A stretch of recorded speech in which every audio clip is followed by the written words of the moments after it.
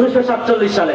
আপনারা জানেন 1947 সালে রাষ্ট্র হলো দুটা, হিন্দুদের জন্য হিন্দুস্তান, মুসলমানের জন্য পাকিস্তান। পাকিস্তান মানে পবিত্র জায়গা, হিন্দুদের জন্য হিন্দুস্তান, মুসলমানের জন্য পাকিস্তান। আপনারা জানেন পাকিস্তান প্রতিষ্ঠা যখন হয়, পাকিস্তান প্রতিষ্ঠার যখন মুসলমানদের আলাদা আবাস ভূমির আন্দোলন করে, ওই সময় ব্রিটিশ আমলে পাকিস্তান প্রতিষ্ঠার আন্দোলনে মুসলমানদের স্লোগানই ছিল পাকিস্তান কা মতলব কিয়া লা ইলাহা ইল্লাল্লাহ। বলেন না, পাকিস্তান কা মতলব কিয়া লা ইলাহা ইল্লাল্লাহ। তাহলে বুঝেন 47 এই দেশ স্বাধীন হয়েছে কালেমার উপর।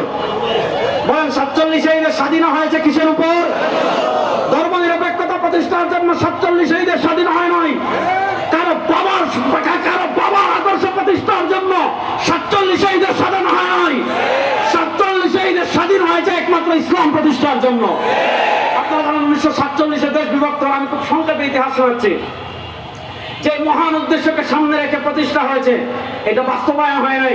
উল্টো পাকিস্তান পূর্ব পাকিস্তানের উপর জুলুম করেছে, অত্যাচার করেছে, যার কারণে 1971 সালে আবার স্বাধীন হলো। আপনাদেরকে আমি সুস্পষ্ট ভাষায় চ্যালেঞ্জ জানিয়ে যাচ্ছি, আপনি মুক্তিযুদ্ধের যতগুলো খতিয়ান আছে, মুক্তিযুদ্ধের যতগুলো ঐতিহাসিক সনদ আছে, আপনি 1970-এর নির্বাচন দেখেন, 1969-এর গণ অভ্যুত্থান দেখেন, তারপর আপনি ঐতিহাসিক মুজিবনগর সরকারের 6 দফা দেখেন, কোথাও আপনি ধর্ম নিরপেক্ষতা পাবেন না, কোথাও আপনি সেকুলারিজম পাবেন না।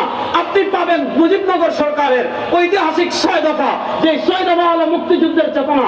সেখানে আপনি 3টা জিনিস পাবেন, একটা হলো সামাজিক ন্যায় বিচার, আর একটা হলো ইনসাফ, অর্থাৎ সাম্য, সামাজিক ন্যায় বিচার, মানবিক মর্যাদা।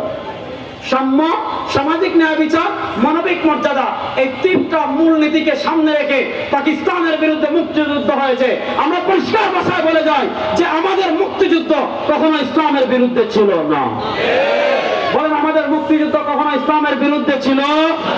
দেখেন আজকে আপনারা যারা 71 দেখেন নাই, ভালো করে বুঝেন, যুবকরা যারা, আমি 71 দেখি নাই, 71 অনেক পরে আমার জন্য। আপনি দেখছেন না?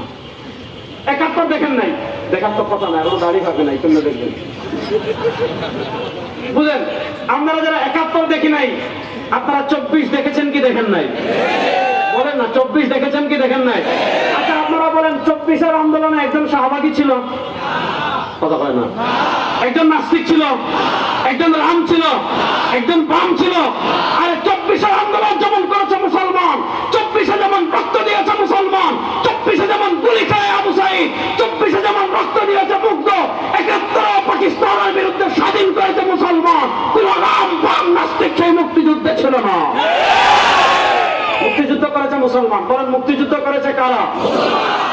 মুক্তিযুদ্ধের 2 বছর পরে 71-এ দেশ স্বাধীন হলো। আপনারা জানেন 72-এ গণফোরামের কামাল, উনি ভারতে গিয়ে সংবিধান লিখলো। ওই সময় মুসলমান শুনেছে, যারা যুদ্ধ করেছে, শহীদ হয়েছে, তারা নতুন করে শুনেছে। কি শুনেছে? যে আমরা মুক্তিযুদ্ধ করেছি ধর্মনিরপেক্ষ রাষ্ট্র প্রতিষ্ঠার জন্য। এর আগে কিন্তু জানতো না। 72-এর সংবিধানে প্রথম ধর্ম নিরপেক্ষতা এসেছে। 72, 73, 74, 75 এই 4 বছর শেখ মুজিবুর রহমান সাহেব 4 বার সংবিধান সংশোধন করেছেন। এই চতুর্থ সংশোধনী পর্যন্ত আপনার ধর্ম নিরপেক্ষতা ছিল। এরপর 5ম সংশোধনীতে আবার সংবিধানে আল্লাহর উপর আস্থা এবং বিশ্বাস পুনর্স্থাপন করা হয়। 1996 থেকে 2001 পর্যন্ত আওয়ামী লীগ ক্ষমতায় ছিল, তখনও সংবিধানে আল্লাহর উপর আস্থা এবং পূর্ণ বিশ্বাস ছিল। এই বাংলাদেশ 92% মুসলমানের দেশ। আল্লাহর উপর আস্থা এবং বিশ্বাস, এটা আমাদের ঈমান। বলেন, আল্লাহর উপর আস্থা এবং বিশ্বাস, এটা আমাদের ঈমান। কিন্তু আওয়ামী লীগ যখন 2008 সালে ক্ষমতায় এসেছে, বিচারপতি খায়রুল কবির এই 5টা গোলাম, এই বিচার ব্যবস্থাকে কলঙ্কিত করেছে খায়রুল কবিরের নামক এই 5টা গোলামরা। এই বিচারপতি খায়রুল কবির সে প্রণোদিত হয়ে নিজের ইচ্ছায় সে কি করেছে? সংবিধান থেকে আল্লাহর উপর পূর্ণ আস্থা এবং বিশ্বাসকে বাদ দিয়ে আবার সেখানে সেকুলারিজম, ধর্ম নিরপেক্ষতাকে ঢুকিয়েছে।